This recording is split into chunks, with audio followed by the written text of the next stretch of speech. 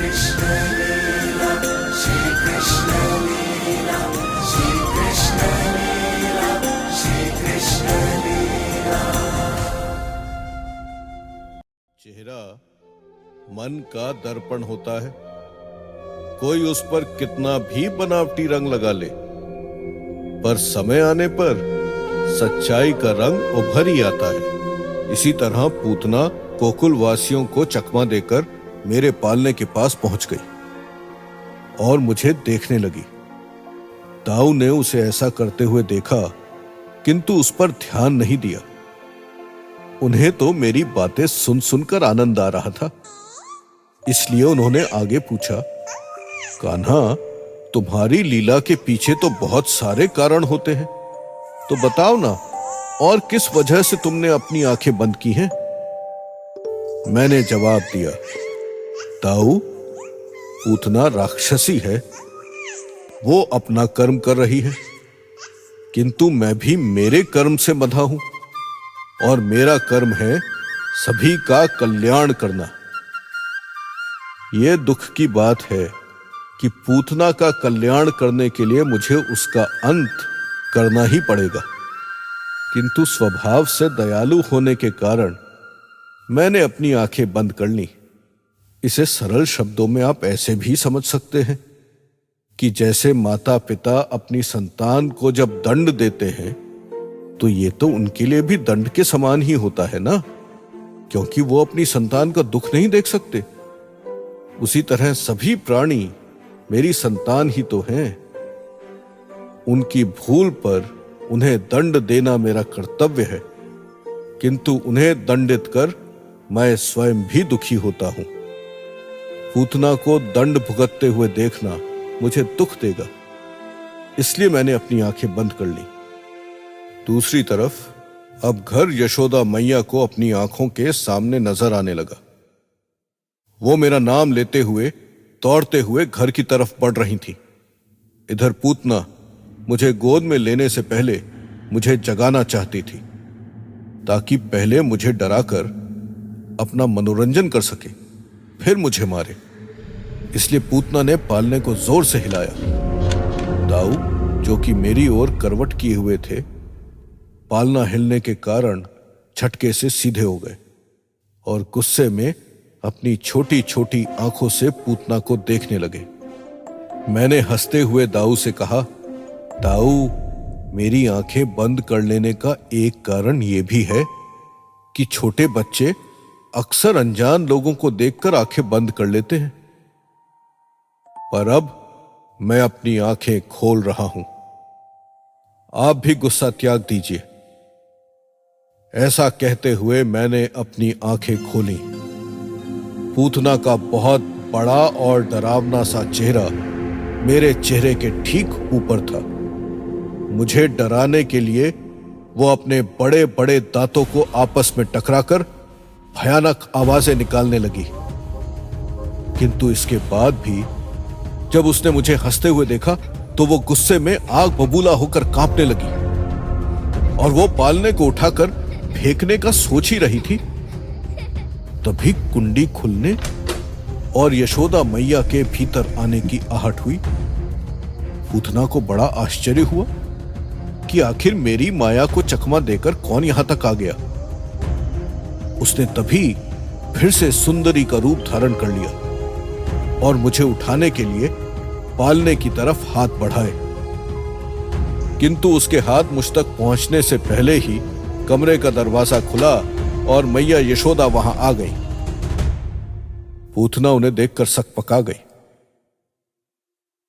मैया यशोदा ने उसे देखकर सवाल किया, कौन हो तुम? रोहिणी ने तो मुझे कहा था कि गोकुल की ही किसी स्त्री को मेरे कान्हा के पास छोड़ा है, पर तुम तो गोकुल की नहीं लगती। फिर आखिर हो कौन? कहां से आई हो? पूतना इसका क्या जवाब देती? अपराधी कितना भी ताकतवर क्यों ना हो, अच्छे लोगों से आंखें मिलाने में तो उसे घबराहट होती ही है। पूतना ने भी यशोदा मैया को अचानक सामने देखा तो सकपका गई और अब वो यही सोच रही थी कि मैं जवाब दूं भी तो क्या। पूतना को लगा उसकी चोरी पकड़ी गई। वो मैया यशोदा के सवाल का जवाब दे भी तो क्या। अब वो इसी उधेड़बुन में थी और उधर मैया यशोदा उसके जवाब के इंतजार में थी। पर पूतना को तो कोई जवाब सूझ ही नहीं रहा था। जब उसके मुंह से एक बोल भी नहीं फूटा तो मैया का ध्यान बटाने के लिए मैंने ही लीला की। मैं खिलखिलाकर हंस पड़ा। दाऊ भी मेरा इशारा समझ गए और वो भी हंसने लगे। मैया ने हमारी तरफ देखा। हम दोनों को इतना खुश देखकर मैया को लगा कि पूतना जो भी हो वो सचमुच हम दोनों को अच्छे से ही संभाल रही थी। तो मैया थोड़ी नरम हुई और बोली, अरे बहन, इन दोनों को इतना खुश देखकर तो लगता है तुमने इन्हें बहुत अच्छे से संभाला है। पर फिर भी बुरा ना मानना। ये तो बताओ तुम कौन हो, कहां से आई हो। तुम्हें गोकुल में पहले देखा होता तो मैं जरूर पहचान लेती। पूतना, जो अभी तक चिंता में थी, जब उसे यह लगा कि मैया यशोदा को उस पर शक नहीं, तो उसकी सांस में सांस आई और उससे जवाब देते बना। बड़ी ही मीठी आवाज बनाकर वो बोली, यशोदा बहन, तुम्हारे लाल के उत्सव में भाग लेने तो यहां से कोसों दूर के गांव के लोग आए हैं। तुम सभी को कैसे पहचान लोगी भला। अब देखो ना, मैं भी पास के गांव से ही आई हूं। मेरे पति भी साथ थे, लेकिन उनको तो किसी जरूरी काम से लौटना पड़ा। पर तुम्हारे लाल के सुंदर रूप के बारे में इतना सुना था कि मैं इसे देखे बिना नहीं लौट सकी। गोकुल में आते ही मेरा मन सबसे पहले इसे देखने का ही हुआ और मैं यहां आ गई। और सचमुच इसे देखकर लगा कि जो कुछ मैंने सुना था वो तो इसकी सुंदरता के आगे कुछ भी नहीं। इतनी प्यारी सूरत वाला बालक मैंने आज से पहले कभी नहीं देखा। ऐसा लगता है जैसे भगवान ने ही तुम्हारी कोख से जन्म लिया हो। मां के सामने उसकी संतान की तारीफ हो तो उसका हृदय तो खुशी से भर ही जाता है। वही मैया के साथ भी हुआ और उन्होंने कहा, हां बहन, मेरे कहना जैसा तो कोई हो ही नहीं सकता। जो भी इसे देखता है बस देखता ही रह जाता है। वो तो आज उत्सव है, अनेकों काम है और वो मुझे खुद देखकर करवाने हैं, जिससे कोई कमी न रह जाए। वरना मैं तो एक पल के लिए भी अपने कान्हा को अपने आंचल से दूर नहीं जाने देती। पूतना वहां क्यों थी, क्या करने आई थी, मैया यशोदा समझ नहीं सकी थी। माता का साफ और प्यार भरा मन पूतना के अंधेरे मन को कैसे समझ सकता था। उधर पूतना उन्हें अपनी मीठी मीठी बातों से लुभाकर अपना मौका तलाशने की कोशिश में थी। इधर मन ही मन दाऊ और मेरी बातें भी चल रही थी। दाऊ मेरी ओर करवट लेकर मेरे चेहरे पर अपने छोटे छोटे हाथ फेरकर मुझसे पूछने लगे, कान्हा, पूतना राक्षसी है, यह तुम जानते हो, लेकिन यहां तो वो माता का रूप लेकर ही आई है। न शत्रु बनकर आई है, न योद्धा बनकर। फिर तुम एक साधारण स्त्री के भेष में आई इस पूतना को मारने का क्या कारण ढूंढोगे। इसका उद्धार तो करना है, पर वो सही भी तो होना चाहिए ना। मैंने दाऊ की दुविधा को समाप्त करने के लिए उत्तर दिया, दाऊ, मैं जगत का पालक हूं। मेरा काम आसान नहीं, न्याय करना मेरा कर्तव्य है। और मेरी दया कभी कभी इसमें भी होती है कि मैं किसी को उसके बुरे कर्मों का दंड दूं। जैसे पूतना को मेरा दंड उसके लिए मेरी दया ही होगी। जो दूसरों के लिए पूतना का वध होगा वो वास्तव में पूतना के उद्धार का कारण बनेगा। और सच तो यह है, स्त्री रूप में ये आई जरूर है, लेकिन अपने स्तन पर विष लगाकर आई है। माता के रूप में बच्चे का घात करने का विचार रखकर आने से बड़ा पाप और क्या हो सकता है, आप ही बताइए। रत्नमाला के मन में माता होने का भाव आया था, जिसकी वजह से मैंने उसे वरदान दिया था।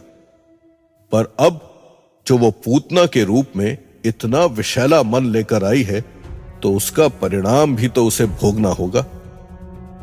इसलिए अब जो होगा उससे रत्नमाला को दिया वचन भी पूरा होगा और पूतना को दंड भी मिलेगा और पूतना का उद्धार भी होगा। इधर मैं दाऊ को समझा रहा था और उधर पूतना लगातार मैया यशोदा को यह विश्वास दिलाने में लगी थी कि वो एक नेक औरत है, जिससे मैया यशोदा बिना किसी डर के मुझे उसके पास अकेला छोड़ दे। पूतना बोली, यशोदा बहन, मेरी ममता तुम्हारे लाल को देखकर उमड़ रही है। मैं उसे जी भरकर प्यार करना चाहती थी, लेकिन उसके पहले ही तुम आ गई और देखो ना, मेरी ममता की प्यास अधूरी ही रह गई। अब अगर तुम बुरा ना मानो और मुझे आज्ञा दो तो क्या मैं थोड़ी देर तुम्हारे लाल को अपनी गोद में लेकर उसे दुलार कर अपनी ममता को तृप्त कर लूं? पूतना का मायावी रूप इतना सुंदर था और उसकी आवाज इतनी मीठी कि मैया यशोदा उसे मना न कर सकी और वो बोली, बहन, वैसे तो मैं किसी अनजान को अपने कान्हा को छूने भी नहीं देती, पर कान्हा के लिए तुम्हारा प्रेम देखकर मैं इसे कुछ देर तुम्हारे पास छोड़ देती हूं। चाहो तो तुम इसे अपनी गोद में लेकर प्यार भी कर सकती हो। ईश्वर करे तुम्हें भी मेरे कान्हा जैसा पुत्र प्राप्त हो। ऐसा कहकर मैया ने पालने में झुककर प्यार से अपने होठ मेरे गालों पर रख दिए। ममतावश मैया की आंखों से एक आंसू गिरकर मेरे गाल पर ठहर गया। मैया ने आंचल से मेरा गाल पोंछा और फिर प्यार से दाऊ के गालों पर हाथ फेरते हुए सीधे खड़े होकर पूतना से बोली, अच्छा बहन, मेरे कान्हा का ख्याल रखना, मैं कुछ काम निपटाकर फिर आती हूं। यशोदा मैया कुछ और कहें उसके पहले ही पूतना ने उत्तर दिया, हाँ हाँ बहन, तुम बिल्कुल बेफिक्र होकर जाओ। तुम्हारे लाल की छठी का उत्सव है, कितने काम हैं, तुम आराम से तैयारी करो। वैसे ये तो मेरे लिए कोई काम भी नहीं। बच्चों को संभालने की जिम्मेदारी मुझे देकर तुमने मुझ पर बड़ा उपकार किया है। मैं बच्चों का पूरा ध्यान रखूंगी। पूतना का उत्तर सुनकर मैया को अब कोई चिंता न रही और वो मुझे प्यार से देखते हुए कमरे से निकल गई। पर जितने प्यार से मैया मुझे देखते हुए गई थी, उनके जाते ही उतनी ही नफरत पूतना की आंखों में आ गई और अब वो कुटिल मुस्कान के साथ पालने की ओर बढ़ने लगी। उधर कैलाश पर विराजमान महादेव और देवी पार्वती मेरी लीलाओं को बड़े गौर से देख रहे थे।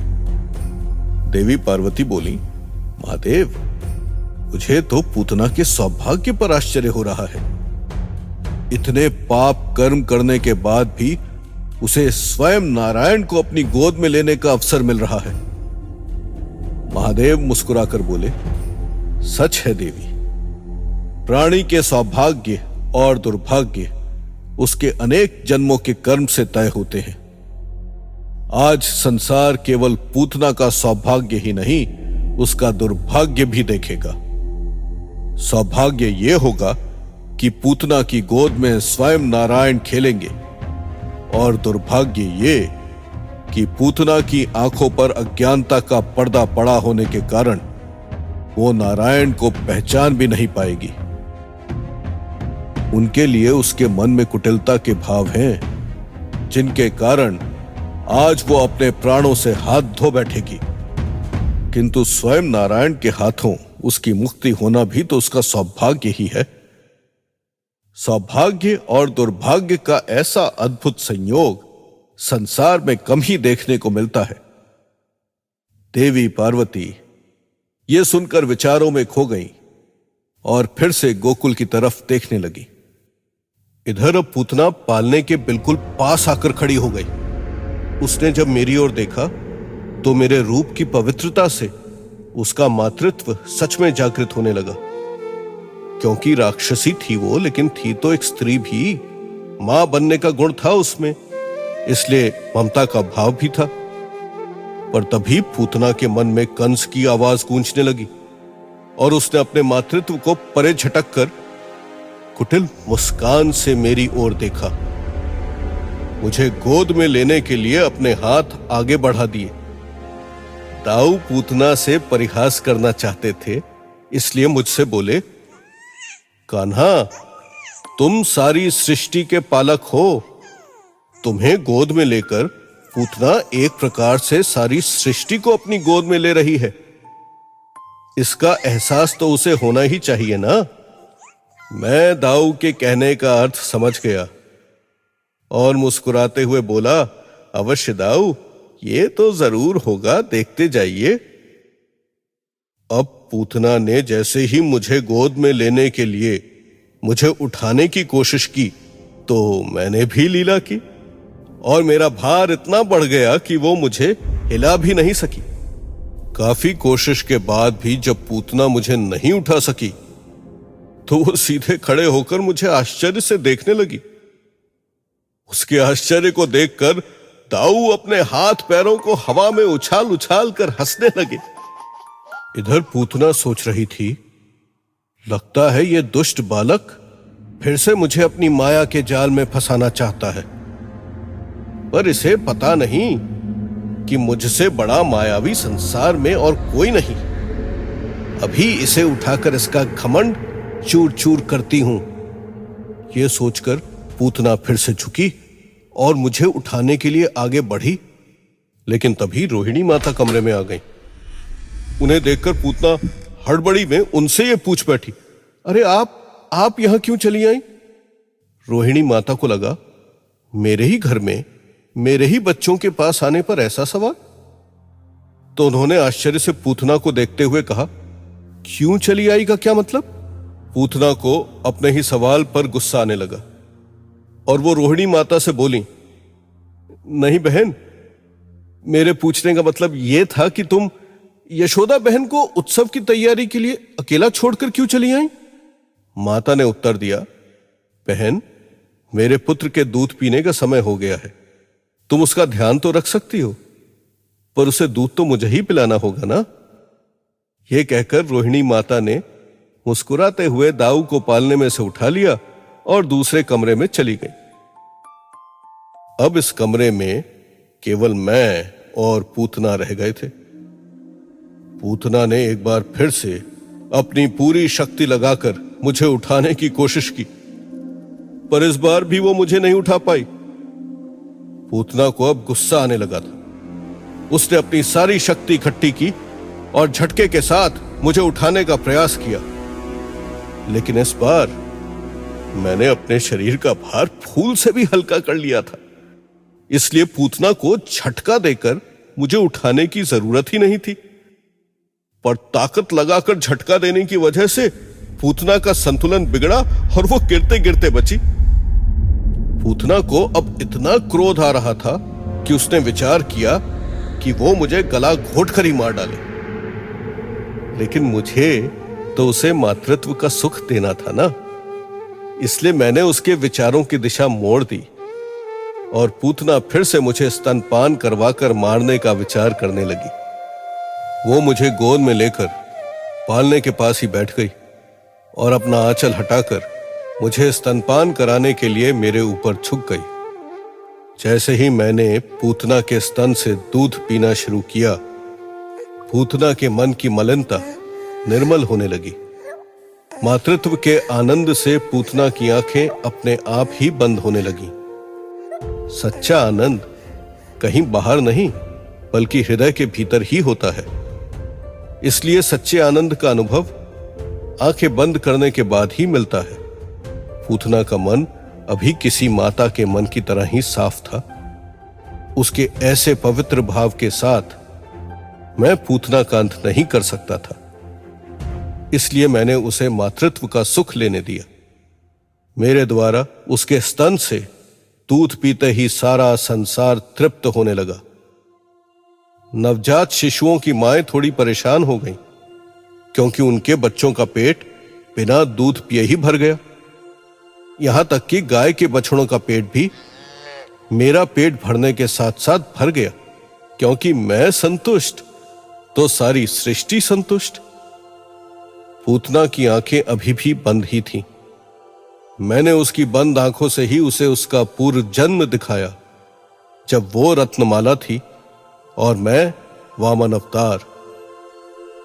यह देखकर पूतना को अचानक लगा कि उसकी गोद में वामन देव ही हैं और उसने अपनी आंखें खोलकर मेरी तरफ देखा, किंतु मैं उसे कान्हा के रूप में ही दिखा। कुछ देर तक तो पूतना मातृत्व का सुख उठाती रही, किंतु वो थी तो आखिर राक्षसी ही। इसीलिए थोड़ी देर बाद ही पूतना को याद आया कि वो तो मुझे मारने के लिए यहां आई है। यह विचार आते ही पूतना के मन के भाव बदलने लगे और वो सोचने लगी कि विष भरे स्तन से दूध पीकर भी आखिर मैं अभी तक जीवित कैसे हूं। यह विष तो ऐसा था कि जीभ से छूते ही इंसान का दम निकल जाए, किंतु मैं हंस हंस कर पैर उछालते हुए पूतना की गोद में उसके स्तनों से दूध पी रहा था। यह देखकर पूतना आश्चर्यचकित रह गई। उसे अपनी आंखों पर विश्वास नहीं हो रहा था। वो मुझे किसी दूसरे तरीके से मारने का विचार करने लगी। पूतना के ममतापूर्ण विचार जैसे ही मैले हुए, मैंने पूतना का अंत करने का निश्चय कर लिया। मैंने अपने मुंह से पूतना के स्तन को इस तरह निचोड़ा कि उसका दम घुटने लगा। उसे अपनी छाती कसती हुई महसूस हुई, जिसके कारण वो सांस नहीं ले पा रही थी। उसने घबराकर मुझे अपनी गोद से उतारना चाहा, किंतु मैंने पूतना को छोड़ा नहीं। पूतना घबराहट में खड़ी होकर कमरे में इधर से उधर भागने लगी। उसने बेचैन होकर दोनों हाथों से मेरे बाल पकड़कर मुझे अपने स्तन से अलग करने का प्रयास किया, लेकिन वो असफल रही।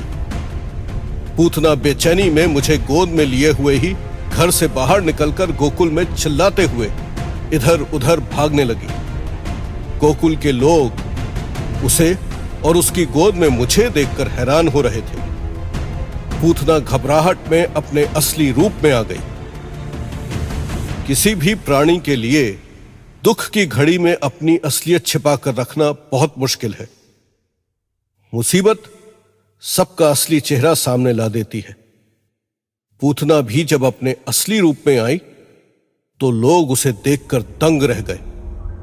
उसका आकार इतना बड़ा था कि गोकुलवासी उसे देखकर भयभीत हो गए। पूतना अपना आपा खोकर मुझे गोद में लिए हुए ही जंगल की तरफ भागने लगी। उसके पैरों के नीचे बड़े बड़े पेड़ भी दबकर मसले जाने लगे। अनेक प्राणी उसके पैरों के नीचे आते आते बचे। इतने भारी शरीर के दौड़ने से सारी धरती कांपने लगी थी। जहां जहां उसके पैर पड़ रहे थे वहां वहां बड़े बड़े गड्ढे होते जा रहे थे। थोड़ी ही दूरी पर मैया यशोदा माता रोहिणी के साथ बैठकर रसोई के काम कर रही थी। अचानक धरती के कांपने से और चीख पुकार को सुनकर मैया यशोदा घबराकर खड़ी हो गई। उन्हें मेरी चिंता होने लगी। तभी एक ग्रामीण महिला घबराते हुए आई और बोली, यशोदा यशोदा, वो मीठी पायल वाली स्त्री भयानक राक्षसी निकली। उसका असली आकार तो किसी पर्वत से भी ज्यादा बड़ा है। मैंने देखा कि तुम्हारा कान्हा भी उसी के पास है। किसी की उसके पास जाने की हिम्मत नहीं हो रही है। वो कान्हा को लेकर जंगल की तरफ भाग गई है। यह सुनकर एक पल के लिए तो मैया को अपने कानों पर विश्वास नहीं हुआ। तभी माता रोहिणी अपनी जगह से खड़ी हुई और यशोदा मैया का हाथ पकड़कर उन्हें खींचते हुए रसोई स्थल से बाहर आ गई। मैया जैसे ही कुछ सोचने समझने लायक स्थिति में आई तो वो जोर जोर से रोते हुए, मेरा नाम पुकारते हुए, कान्हा कान्हा चिल्लाते हुए गोकुल वासियों के साथ जंगल की उस ओर भागने लगी। सारा गोकुल उसी तरफ भाग रहा था जिस तरफ पूतना मुझे लेकर भागी थी। सारे गोकुल से एक ही आवाज उठ रही थी, कान्हा कान्हा। इधर पूतना मुझे लेकर एक बड़े से मैदान में आ गई थी। उसने मुझे अपने स्तनों से अलग करने का पूरा प्रयास किया। पूतना अपने अंतिम समय के बिल्कुल पास थी। उसकी मृत्यु से कुछ क्षणों पहले मैंने उसे चतुर्भुज नारायण रूप में दर्शन दिए। जब पूतना ने यह जाना कि उसे मारने वाला मैं नारायण हूं, तो अचानक उसके मुख पर श्रद्धा और शांति के भाव आने लगे। उसने दोनों हाथ जोड़कर मेरे उस रूप को प्रणाम किया और अपनी आंखें बंद कर लीं, और इसी के साथ पूतना के प्राण निकल गए। प्राण निकलते ही पूतना निर्जीव होकर धरती पर गिर पड़ी। उसका इतना बड़ा शरीर जब धरती पर गिरा तो जोरदार आवाज हुई। धरती पर कंपन के साथ दरारें पड़ने लगी। अनेक वृक्ष गिर गए, पहाड़ों से चट्टानें खिसकने लगी। पशु पक्षी आवाजें करते हुए घबराकर इधर उधर भागने लगे। पूतना जिस मैदान पर गिरी थी, वहां बड़ी सी खाई के बराबर गड्ढा हो गया। तभी रोती बिलखती हुई यशोदा मैया, नंद बाबा और सारे गोकुलवासी वहां पहुंचे। वहां जो दृश्य था उसे देखकर मैया सहित सारे गोकुलवासी घबरा गए। किसी को भी अपनी आंखों पर विश्वास नहीं हो रहा था। पूतना को तो मुक्ति मिली, पर क्या मैया यशोदा अपनी चिंता से मुक्त हुई, या फिर कोई नया संकट भेष बदलकर गोकुल चला आया? ये सब जानने के लिए तो फिर आना होगा प्रभु श्री कृष्ण की लीलाओं की गाथा, श्री कृष्ण लीला को सुनने।